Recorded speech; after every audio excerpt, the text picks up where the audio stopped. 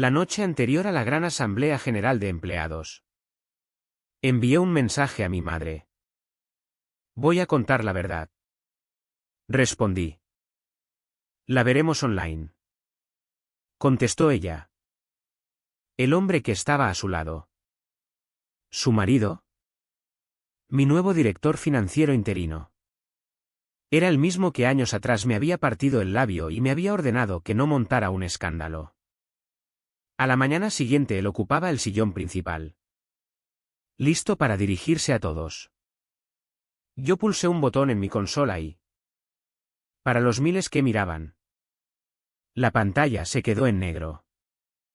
No hubo emisión en directo. Me llamo Elena Vargas. A las 8:02 de la mañana el mundo se convierte en una sucesión de luces LED parpadeantes. Los focos estroboscópicos recorren el enorme estudio de Luminar Medios en el corazón de Madrid, atrapando motas de polvo en su luz azul blanca entrecortada mientras todo el sistema se reinicia. Un zumbido grave sube por las suelas de mis zapatos silenciosos. El sonido de una bestia que despierta. Este es mi territorio. Como jefa de control interno soy la guardiana de los secretos. La auditora de la verdad. La que se asegura de que la imagen pública de la empresa coincida con la realidad privada. Hoy he venido a quemar esa imagen hasta los cimientos. En la tablet que sostengo. La checklist de la asamblea del tercer trimestre brilla en verde. Todas las tareas marcadas. Revisión AV completa. Sincronización de luces completa. Prueba de redundancia completa. Cada casilla tachada con la precisión quirúrgica que he perfeccionado en mis 29 años. Es un documento de orden perfecto. Un testimonio de emisión impecable. Y es una mentira absoluta. Mi dedo se detiene sobre el último punto, iniciar emisión en directo. El único que queda sin marcar. No parece una tarea. Parece el gatillo de un arma. El aire huele a café rancio y limpiador industrial de moqueta. Un olor que siempre me recuerda a la urgencia fabricada. Se me pega al fondo de la garganta. Tomo una respiración superficial y mis ojos se desvían hacia el correo que leí 10 veces en la penumbra previa al amanecer de mi piso en Chamberí. Es de mi madre. Respuesta al mensaje que le envié anoche. Una sola frase que fue lo más difícil que jamás escribí: voy a contar la verdad. Su respuesta: la veremos online. Solo 4 palabras. 4 palabras que pretendían sonar solidarias. Una palmadita digital en la espalda. Pero yo conozco el ritmo del silencio de mi madre. La arquitectura de su negación. No era una promesa de apoyo. Era una liberación de responsabilidad. Era el mismo eco hueco que había escuchado toda mi vida. El sonido de una puerta que se cierra suavemente en una habitación donde alguien grita. Significaba: haz tu numerito. Pero no nos involucres. No ensucies nada. Nosotros tenemos que seguir aparentando. Un cambio en la atmósfera de la sala me devuelve al presente. El murmullo bajo del equipo técnico se apaga. Un pasillo se abre entre camisetas negras y cables. Carlos Mendoza. Mi padrastro y flamante director financiero interino de Luminar Medios. Avanza por el espacio con la confianza sin fricciones de quien nunca ha tenido que pedir nada 2 veces. Su traje gris oscuro es una armadura a medida. Su cabello plateado perfectamente peinado. Es el retrato del poder corporativo. Nombrado hace solo 2 semanas tras una reestructuración rápida y brutal que dejó al anterior CFO.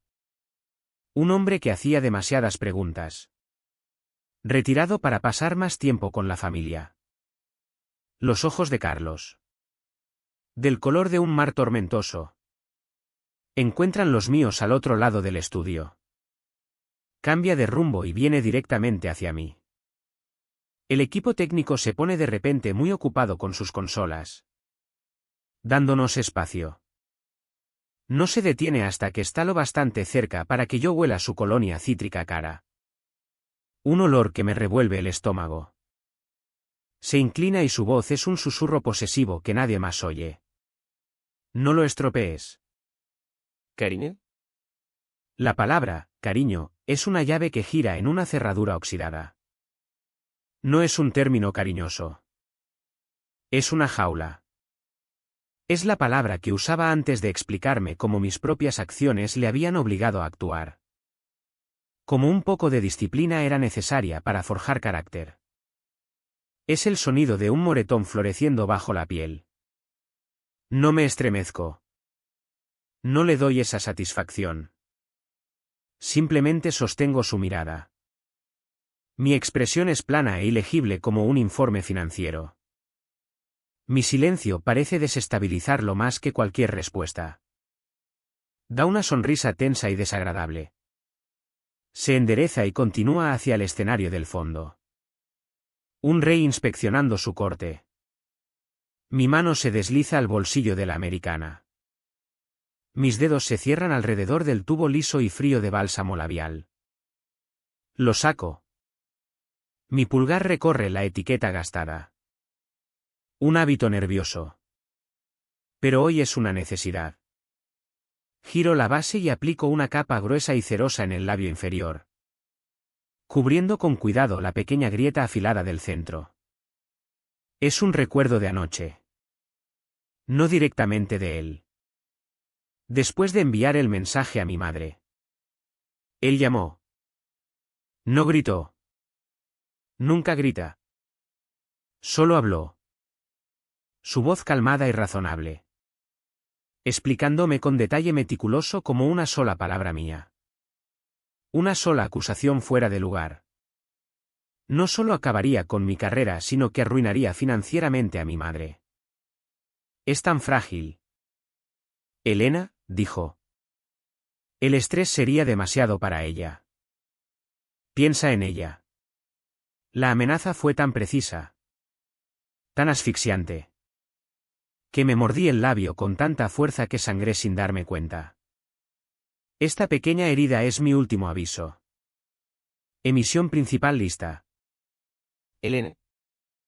Estamos en verde en todo. Solo esperando tu señal. Luis. Un técnico junior con ojos sinceros y sombra de barba permanente. Me hace un pulgar arriba desde el panel de control maestro. Es un buen chico. Confía en mí. Cree que estamos aquí para facilitar una conversación transparente con toda la plantilla global. Le doy un asentimiento seco. La imagen de calma profesional reconocida. Luis. Espera. Pero la emisión principal. La que llevará las pulidas mentiras de Carlos a 10.000 empleados. No es la que me importa. La que he preparado es otra cosa completamente distinta.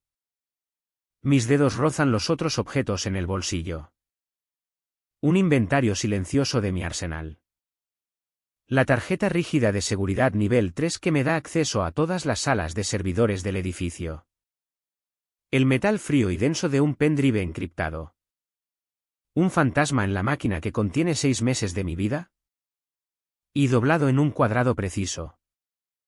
Una copia impresa de un borrador de comunicación de hecho relevante a la CNMV. Ha sido revisado y firmado por Teresa Hidalgo. Una abogada externa especializada en denunciantes. Llevo 4 meses pagándole en efectivo. Detalla con claridad demoledora una serie de transacciones con partes relacionadas no declaradas que canalizaban dinero de la empresa hacia una sociedad instrumental propiedad de un familiar directo de un directivo. Camino hasta la estación de control de emisión. Mi estación. El monitor principal muestra a Carlos. Ya en el escenario. Charlando amigablemente con el consejero delegado. Parece relajado. Encantador. Parece un líder. En una pantalla secundaria. Un gran reloj digital domina la imagen. Toco la consola y los números se encienden en rojo intenso, 27 minutos. 27 minutos hasta que el mundo vea al hombre que finge ser. 27 minutos hasta que yo les muestre al hombre que es. Tomo una respiración profunda y estabilizadora.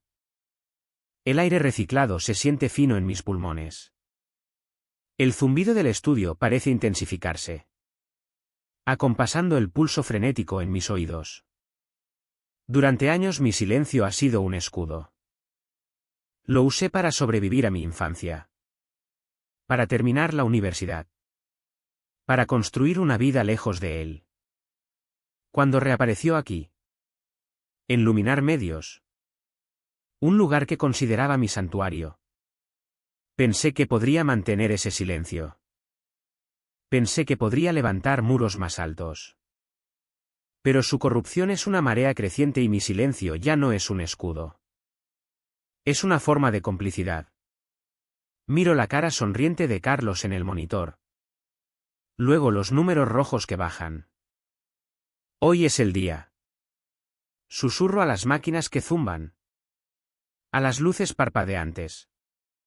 Al fantasma de la niña que aprendió a contar pasos en las escaleras. No más silencio. El reloj digital marca 19 minutos y 43 segundos. En el escenario iluminado, Carlos Mendoza ríe ante una broma del consejero delegado. Es una risa practicada. Pulida.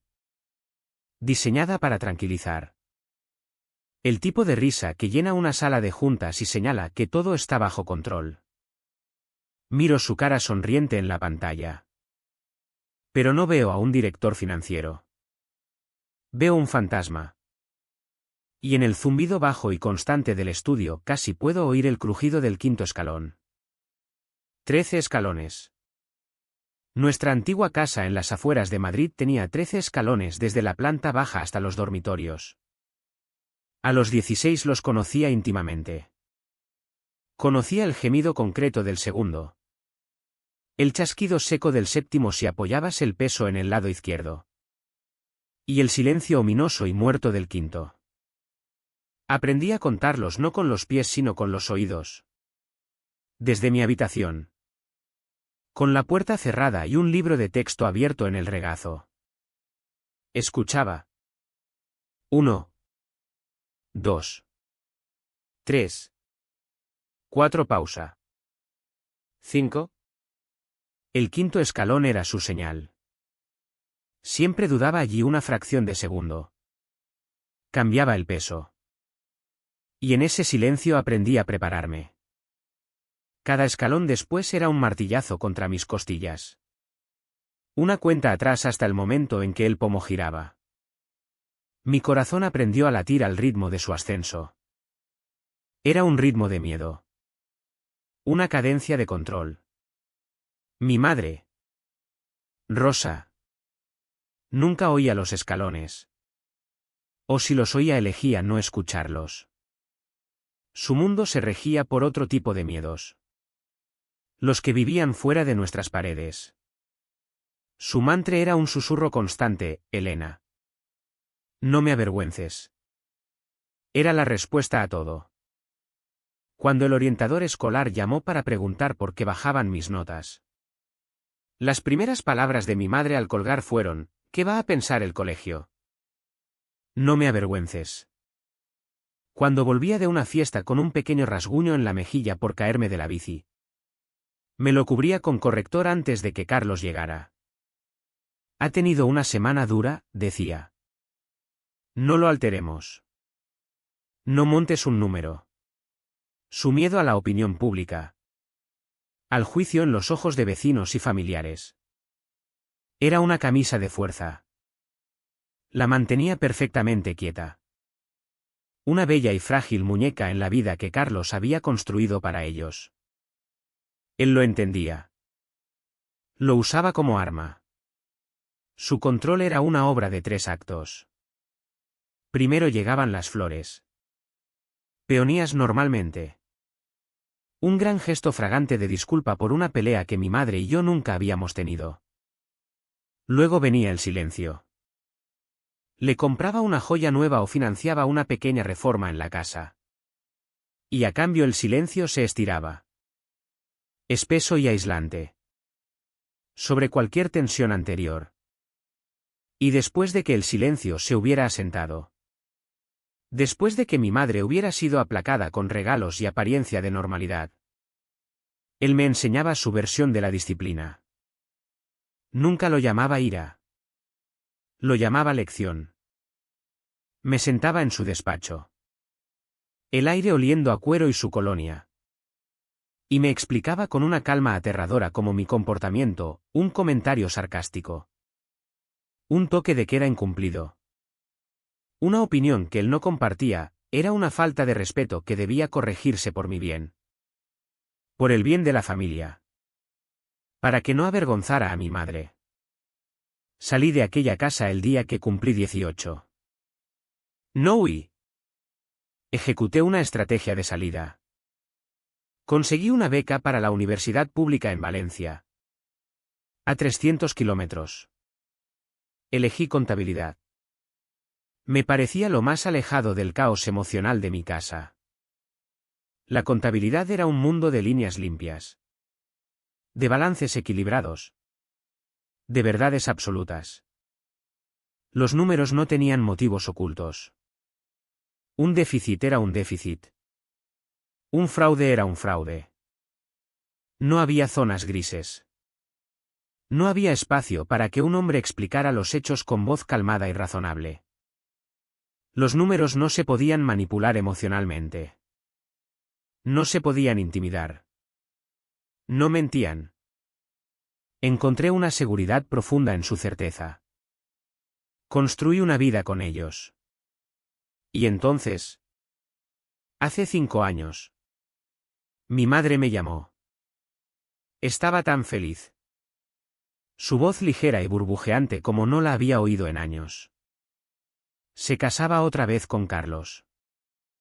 Esta vez no fue en un juzgado frío. Fue una ceremonia completa delante de todos sus amigos. Todos nuestros familiares. Una declaración pública. Me envió fotos.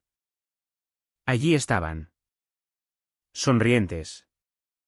Cortando una tarta de varios pisos. Era como ver a alguien encontrar un viejo vídeo casero de un accidente de coche y pulsar reproducir. No fui. Eso. Me dijo después. Fue la mayor vergüenza de todas. Durante años construí mi carrera con cuidado. Una fortaleza contra mi pasado. Revisaba directorios de personal y listas de consejeros antes de cualquier entrevista de trabajo. Si aparecía el nombre de Carlos Mendoza en cualquier empresa, retiraba mi candidatura. Finalmente encontré un hogar en Luminar Medios. Era una empresa tecnológica en crecimiento. Innovadora. Transparente. Su nombre no aparecía por ninguna parte. Era seguro. Era mío durante un tiempo. Luego llegó el verano pasado. El correo de recursos humanos anunciaba una nueva incorporación al Consejo Asesor Estratégico, Carlos Mendoza. Traído para representar los intereses de un nuevo socio. Un fondo de capital privado dirigido por uno de sus antiguos compañeros de golf. Mi fortaleza había sido violada. El fantasma estaba dentro de las murallas. Durante semanas conseguí evitarlo. Cambié mis horarios de comida. Usé ascensores diferentes. Mantuve la cabeza baja. Pensé. Ingenuamente. Que quizá me dejaría en paz.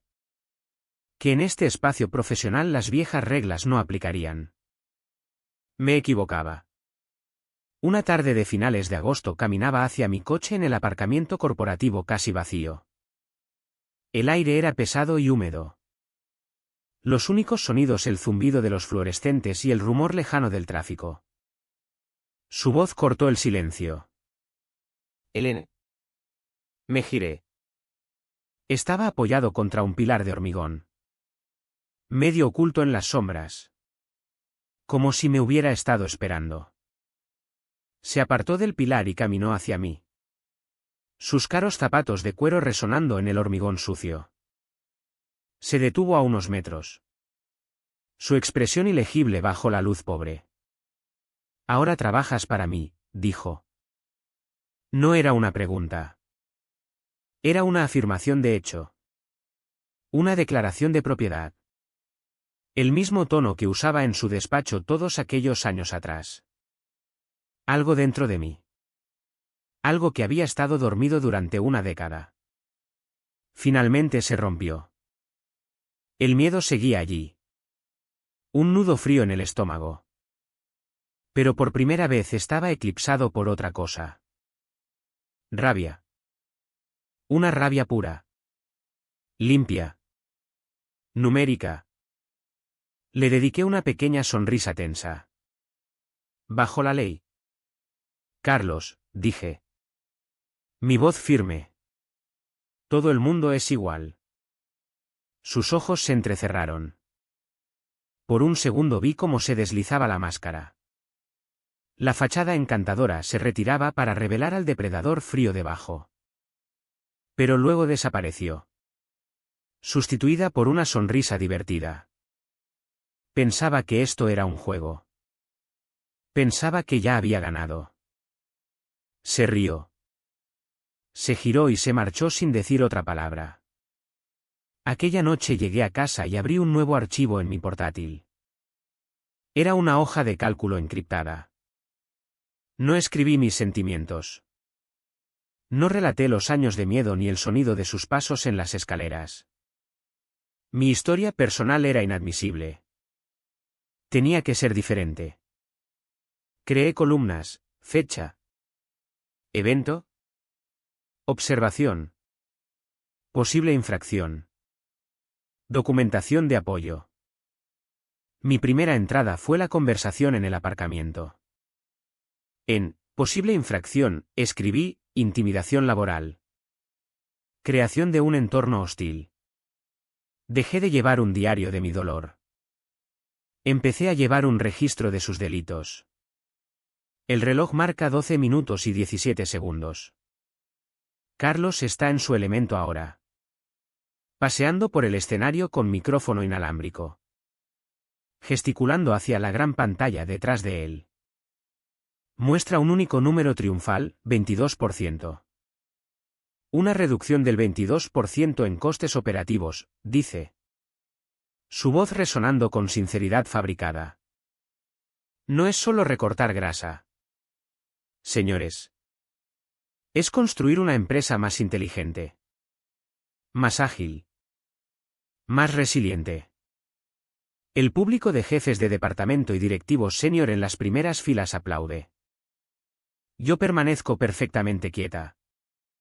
Los ojos fijos en ese número. 22%. En mi mundo un número así no aparece por arte de magia. Es una anomalía. Un valor atípico estadístico que grita pidiendo investigación. Las empresas no se vuelven mágicamente un 22% más eficientes en un solo trimestre sin cerrar una división entera o despedir a 1000 personas. Y nosotros no habíamos hecho ni una cosa ni la otra. Ese número no era una victoria. Era un hilo suelto. Y mi trabajo es tirar de los hilos sueltos hasta que todo el tapiz se deshaga. Mi investigación comenzó hace 6 semanas en las catacumbas digitales de nuestro sistema de informes de gastos. Estaba haciendo un análisis rutinario de varianzas cuando vi por primera vez el nombre Fuente Norte Suministros. Un nuevo proveedor. Había aparecido en nuestro sistema al inicio del último trimestre. La misma semana que se cerró el nombramiento de Carlos. Hubo una avalancha de facturas suyas. Cada una por una cantidad sustancial, pero siempre curiosamente por la misma cifra exacta, 49.500 euros.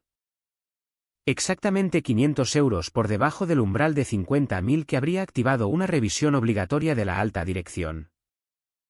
Era una técnica clásica de estructuración diseñada para pasar desapercibida. Era torpe. Era arrogante. Era su firma. La descripción de cada factura era idéntica, consultoría de resiliencia de hardware. La frase era una obra maestra de jerga corporativa. Una nube hermosa y opaca de palabras que no significaba absolutamente nada. ¿Qué hardware? ¿Qué resiliencia? ¿Qué consultoría? No había códigos de proyecto adjuntos. No había activos específicos. No había memorias de trabajo. Era el equivalente financiero de un fantasma. Un fantasma muy caro que había drenado casi 2 millones de euros de la empresa en 3 meses. El rastro digital de aprobación era igual de limpio y engañoso. Cada solicitud de pago la presentaba la asistente ejecutiva de Carlos. Un joven perpetuamente nervioso que probablemente pensaba que solo procesaba papeleo rutinario. La primera aprobación venía de él. La final. La crucial. Venía de Carlos excepto que no. Su firma digital se aplicaba mediante una regla de delegación preautorizada en el sistema. Una función pensada para ejecutivos que viajan. Carlos nunca viajaba. Estaba en su despacho de esquina. 10 plantas por encima de mí. Usando una característica del sistema para crear un colchón digital entre él y la transacción. Sus manos estaban en el cable. Pero llevaba guantes virtuales. Estaba diseñado para una negación plausible. Mi asistente se encarga de las cosas pequeñas. Debí delegar autoridad aquel día. Un descuido. Ya podía oír las excusas. Ahí es donde la mayoría de auditores se habrían detenido. El papeleo estaba técnicamente en orden. Las aprobaciones registradas. Pero la pulcritud era precisamente el problema. Empecé a cavar más profundo fuera de las paredes prístinas de nuestro software contable. Todas las facturas se habían presentado electrónicamente a través de nuestro portal de proveedores. Saqué los registros de envío. Centrándome en los metadatos. Las huellas digitales que la mayoría olvida. Cada factura de Fuente Norte Suministros. Enviada durante 90 días. Provenía exactamente de la misma dirección IP. Un rápido rastreo de geolocalización me dio la ubicación. No era una oficina corporativa elegante en el centro, sino un espacio de coworking llamado CubeHub. Encajado entre un taller de neumáticos económicos y un almacén mayorista de fontanería en un polígono industrial olvidado en las afueras de Leganés. Fuente Norte Suministros no tenía sede. Tenía un escritorio alquilado y una contraseña de Wi-Fi pública. Era un fantasma con buzón. Mientras rastreaba este fantasma digital, apareció otro hilo desde una dirección completamente distinta. Un correo de nuestro asegurador corporativo aterrizó en mi bandeja. Era una consulta rutinaria anual. Una lista de preguntas para evaluar nuestro perfil de riesgo. Una pregunta destacaba: por favor, proporcione documentación y propósito del recién creado Fondo de Bienestar de Emergencia para Empleados, ya que no está cubierto por nuestra póliza actual de responsabilidad. Nunca había oído hablar de él. No aparecía en ninguna documentación oficial de nóminas o beneficios. Busqué el nombre en nuestra base de pagos. Encontré una cuenta abierta hacía 2 meses. Financiada por una única transferencia grande desde el presupuesto general de operaciones. El nombre era una hábil distracción. Lo bastante parecido al legítimo fondo de asistencia al empleado como para confundirse en una revisión superficial. Era un fondo discrecional corporativo escondido a plena vista. Pero no fue el fondo en sí lo que me puso los pelos de punta. Fue la nota que autorizaba su creación. El firmante era Carlos Mendoza. Las piezas empezaban a encajar. Carlos autoriza un fondo discrecional. Un proveedor fantasma con propósito vago empieza a facturar a la empresa por importes justo por debajo del umbral de revisión. Los pagos se aprueban mediante un proceso a distancia delegado. El dinero estaba siendo desviado. La única pregunta era a dónde iba. Pasé una semana de noches tardías en los archivos digitales de la empresa. El vasto almacén de datos donde se guarda e indexa cada contrato. Cada correo. Cada documento. Busqué la frase, consultoría de resiliencia de hardware. Esperando encontrar un acuerdo maestro de servicios. Un alcance de trabajo. Cualquier cosa que legitimara Fuente Norte. Lo que encontré fue mejor. Encontré 2 plantillas de contrato estándar guardadas en una carpeta de borradores asociada a la antigua asistente de Carlos. Eran idénticas en todo: términos, condiciones, descripciones de servicios. Excepto en una cosa. El nombre del proveedor en una era Fuente Norte Suministros. En la otra estaba en blanco. Era un kit. Una plantilla lista para rellenar para crear proveedores fraudulentos. Ahora tenía el mecanismo. Era hora de seguir el dinero. Usando nuestro software de análisis empecé a visualizar el flujo de fondos. Creé un nodo para Luminar Medios, otro para el fondo discrecional y uno para Fuente Norte Suministros. Rastreé los pagos desde nuestras cuentas hasta las suyas. Luego busqué en las bases de datos públicas de registros mercantiles. No encontré nada. La empresa no existía legalmente. Era solo un nombre en una factura. La cuenta bancaria que aparecía en sus facturas. Sin embargo, era muy real. Y los números de ruta mostraban que cada pago de Luminar se transfería inmediatamente en su totalidad a una segunda entidad. Una sociedad distinta. Una sociedad limitada recién registrada, Costa Meridiana SL. El nombre no me decía nada. Pero cuando el software dibujó el diagrama final en mi pantalla, la imagen fue brutalmente clara. Múltiples líneas de investigación. Múltiples flujos de datos. Todos saliendo de Luminar Medios. Todos convergiendo en esta única entidad desconocida. Costa Meridiana SL. Era el destino. Era el desagüe al fondo del fregadero. Mis manos temblaban ligeramente cuando hice la búsqueda mercantil de Costa Meridiana. La sociedad se había registrado hacía solo 3 meses. Datos mínimos. Pero la ley obligaba a listar un agente registrado. Un contacto principal. Hice clic para ver el documento. Se me cortó la respiración. Persona de contacto, R. Mendoza. La inicial colgaba allí en la pantalla. R. Una sola letra afilada. Me sentí como un trozo de hielo en las entrañas. No conocía a nadie en la familia de Carlos con esa inicial. No era su hijo. No era su hermano. Era un callejón sin salida. Otro fantasma. Pero el apellido. Mendoza. Era su apellido. Mi apellido. Una vez. Un apellido que me había costado tanto esfuerzo dejar atrás.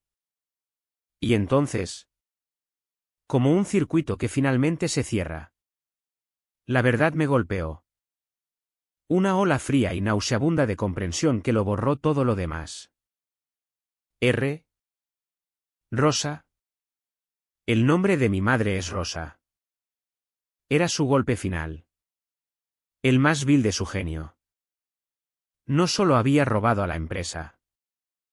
Había implicado a la única persona cuyo nombre sabía que yo haría cualquier cosa por proteger. El nombre de contacto no era de un extraño. Era un escudo. Era mi madre. La había tejido en su delito, convirtiéndola en el cortafuegos final entre su fraude y la luz del día. El descubrimiento del nombre de mi madre en aquellos registros mercantiles cambió la ecuación. El problema ya no era solo un fraude corporativo. Era una situación de rehenes. La estaba usando como escudo humano. Contando con mi amor o mi miedo o mi culpa para mantenerme callada. Había calculado mal. Asumía que mi lealtad principal era hacia mi familia. Se equivocaba. Mi lealtad principal es hacia la verdad. Pero la verdad sola no es un arma. Es un recurso. Debe forjarse en una herramienta. Darle un filo afilado y blandirse con estrategia. Mi primer movimiento fue encontrar un herrero. No podía usar la línea interna de denunciantes de Luminar. Carlos había ayudado a diseñar los protocolos y no dudaba que tenía forma de monitorizarla. Necesitaba a alguien fuera. Completamente aislado de su influencia. Compré un teléfono prepago imposible de rastrear en un estanco. Pagando en efectivo. Desde un ordenador de la Biblioteca Nacional. Investigué abogadas especializadas en denunciantes. Cruzando sus historiales de casos con artículos de revistas jurídicas. Buscando un tiburón. Encontré a Teresa Hidalgo. Su reputación era formidable. Era una exfiscal de la CNMV que había pasado a la práctica privada especializándose en representar a insiders corporativos de alto nivel. Nuestra primera comunicación fue un único mensaje encriptado. Nuestra primera reunión fue en una pequeña tetería familiar en un barrio sin cámaras de seguridad. Pagué mi teolón en efectivo. Teresa era aguda. Práctica. Con ojos que parecían analizar todo en términos de riesgo y palanca. Extendí las pruebas sobre la mesa entre nosotras, impresiones de las facturas. El rastreo de IP. El registro mercantil de Costa Meridiana. Le conté toda la historia. Omitiendo solo un detalle, la identidad de nuestra Mendoza. Escuchó sin interrumpir. Su concentración absoluta. Cuando terminé. Tomó un sorbo lento de su té de manzanilla. Las pruebas son sólidas, dijo. Su voz baja y uniforme. Un caso claro de autoenriquecimiento y transacciones con partes relacionadas no declaradas. Podemos llevarlo a la CNMV. Presentar un informe sellado. Les llevará un año investigar. Quizás más. Para entonces él habrá enterrado las pruebas. Limpiado los servidores y se habrá ido. No tengo un año, dije. Es el director financiero interino. Se está posicionando para el puesto permanente. Lo está haciendo ahora. Teresa asintió. Un destello de comprensión en los ojos. Entonces no puedes darles tiempo a reaccionar. No puedes dejar que esto se resuelva en una serie de reuniones tranquilas de consejo. Necesitas un evento público. Innegable. En tiempo real. Necesitas crear una situación donde el deber legal de la empresa de actuar supere su instinto de esconderse. Necesitas un detonante. Elena. Algo que obligue a detener un tren en marcha. Y yo sabía exactamente qué tren quería decir. La asamblea del tercer trimestre. Una emisión global en directo. La coronación de Carlos. Era el escenario perfecto. Desde ese momento cada acción que tomé fue un movimiento calculado en una campaña de demolición controlada. Teresa y yo trabajamos juntas para forjar el arma principal, un borrador de comunicación de hecho relevante. Nuestra versión era una obra maestra de devastación legal. Citaba con fría precisión las violaciones específicas del reglamento de la CNMV sobre transacciones con partes relacionadas. Detallaba los hechos del esquema Fuente Norte. La existencia de Costa Meridiana S.L. Y afirmaba que la empresa había descubierto transacciones que beneficiaban a un familiar directo de un directivo ejecutivo que no habían sido declaradas en presentaciones anteriores. Era una bomba de relojería y yo iba a colocarla directamente en la puerta de la empresa. Después necesitaba controlar el sistema de entrega. Presenté una solicitud formal al jefe de TI y al equipo de ingeniería de Broadcast. Mi razonamiento oficial era plausible. Lleno de suficiente jerga técnica para desalentar preguntas. Debido a la reciente integración de un nuevo codificador de hardware primario. Control interno requiere derechos temporales de supervisión técnica para la asamblea del tercer trimestre con el fin de monitorizar la integridad de los datos y la estabilidad de la emisión en tiempo real. Este es un protocolo estándar para asegurar el cumplimiento en comunicaciones corporativas dirigidas al público. Mi reputación de meticulosa y excesivamente cautelosa jugó a mi favor. La solicitud se aprobó en 1 hora. Estaba dentro. Durante las 2 semanas siguientes pasé mis noches en el estudio de broadcast vacío, familiarizándome íntimamente con la arquitectura de los sistemas. La emisión se ejecutaba en un potente software que permitía múltiples entradas de vídeo, gráficos complejos y, lo más importante, macros programadas a medida. Allí construí mi trampa. Creé un comando oculto. Un interbloqueo legal. Era un código sencillo y elegante. Cuando se activara, cortaría inmediata e irrevocablemente la alimentación principal del programa de todos los canales de salida, la red interna, la emisión web pública, los enlaces por satélite. En su lugar emitiría un gráfico estático único que yo misma había diseñado. Era una pizarra sencilla con el logo de Luminar Medios y texto blanco austero. Esta emisión ha sido suspendida temporalmente pendiente de revisión de un hecho material relevante. Por favor, permanezcan a la espera de actualizaciones. Era un interruptor de muerte digital para asegurarme de que el equipo técnico no pudiera anular inmediatamente mi comando. Necesitaba una historia de cobertura. Necesitaba que creyeran que el fallo era suyo, no mío.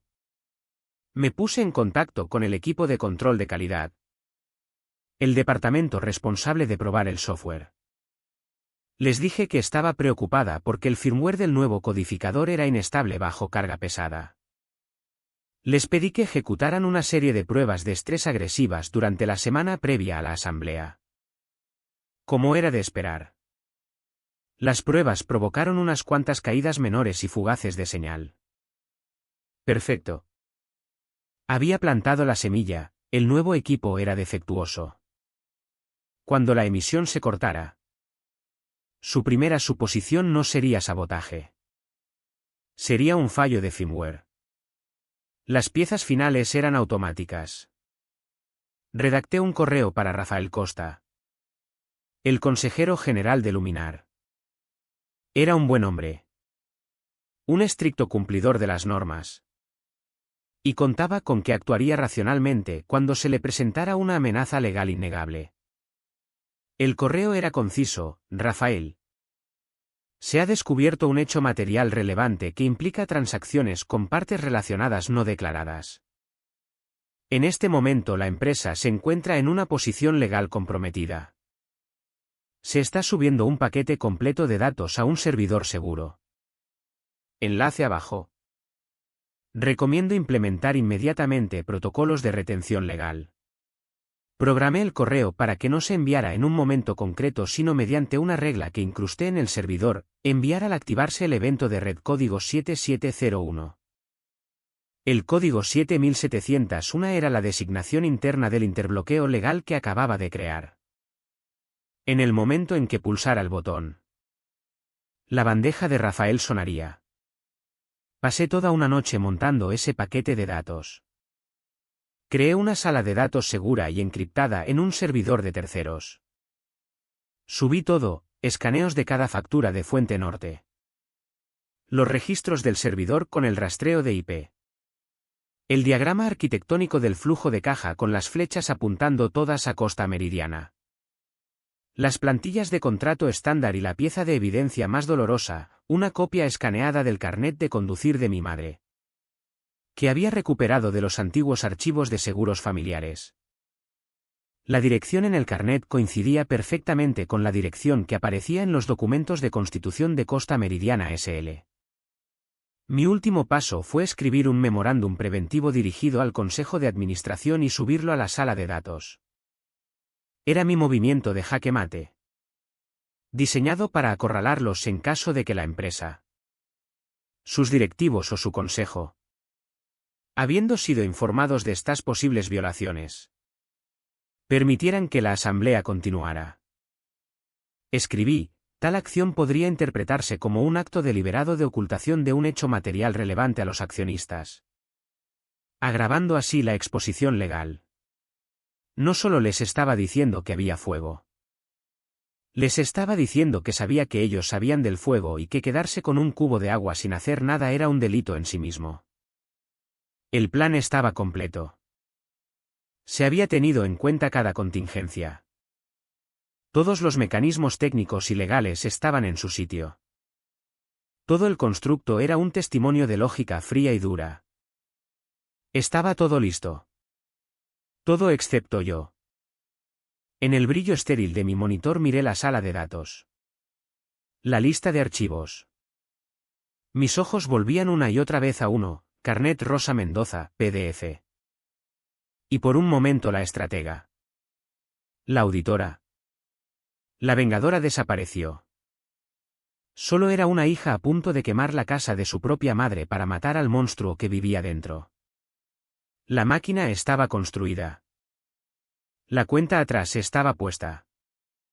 Pero había un último paso humano y lógico que tenía que dar. Una última variable que tenía que resolver antes de dejar que la ecuación siguiera su curso. Eran las 10 de la noche anterior a la asamblea. Estaba sentada en una sala de reuniones vacía y oscura en la planta 14. Con la ciudad de Madrid brillando como una cuadrícula silenciosa de luces abajo. Saqué mi teléfono personal. Mis dedos torpes y fríos mientras bajaba hasta su nombre. Mamá. Pulsé el botón de llamada antes de perder el valor. Sonó 3 veces. Cada una un latido hueco en el silencio. Podía imaginarla sentada en la cálida luz dorada del salón que Carlos había apagado. Una copa de vino en el posavasos a su lado. La televisión murmurando de fondo. Elena, su voz era fina. Un poco tensa. Esperaba esta llamada. Hola. Mamá, dije. Mi propia voz sonando ajena y lejana. La mantuve nivelada. Sin acusación. Una pregunta sencilla, necesito preguntarte algo. ¿Conoces una empresa llamada Costa Meridiana? Silencio. No un silencio pensativo. No un silencio confuso. Era un silencio denso. Pesado. Calculado. Podía oír su respiración tenue. El tintineo de su copa de vino al dejarla demasiado fuerte. Los segundos se estiraron hasta la eternidad. Esta era su oportunidad. Su última oportunidad de apartarse de la vía del tren. ¿De qué estás hablando? Dijo finalmente. Su voz era quebradiza ahora. Toda la calidez había desaparecido. Sustituida por un filo defensivo y afilado. Es tarde. Estoy ocupada. Tu padrastro y yo estamos preparando su gran día de mañana. Estaba leyendo de un guión que él había escrito para ella. Y entonces llegó la frase. La misma bendición hueca de su correo. Ahora entregada como un claro despido. Mañana la veremos online. Iba a colgar. La puerta se estaba cerrando. Mamá. Espera, dije. Mi voz quebrándose solo una vez. Tomé una respiración estabilizadora. Solo espera. Colgué antes de que pudiera. El tono de llamada sonó como un juicio. Una llamada telefónica era demasiado fácil de negar. Demasiado fácil de retorcer. Tenía que verlo. Mis dedos volaron por la pantalla de mi teléfono de trabajo. Navegando por las carpetas encriptadas de pruebas. Encontré el documento que buscaba. No era una de las grandes facturas industriales. Era una más pequeña. Más insidiosa. Un pago de unos pocos miles codificado no a Fuente Norte Suministros sino directamente a Costa Meridiana SL. La descripción de la partida era, Estipendio de Bienestar Ejecutivo Q2. Tomé una captura de pantalla. El destello blanco de la pantalla iluminando mi cara pálida y decidida en la habitación oscura. La adjunté a un nuevo mensaje de texto. Lo envié. Los 3 puntos de su respuesta aparecieron casi al instante. Luego desaparecieron. Luego aparecieron otra vez. Estaba componiendo. Borrando. Reescribiendo. Finalmente llegó el mensaje. No te atrevas a intentar. Entonces no hubo emisión en directo y nadie podría volver a obligarme a guardar silencio jamás.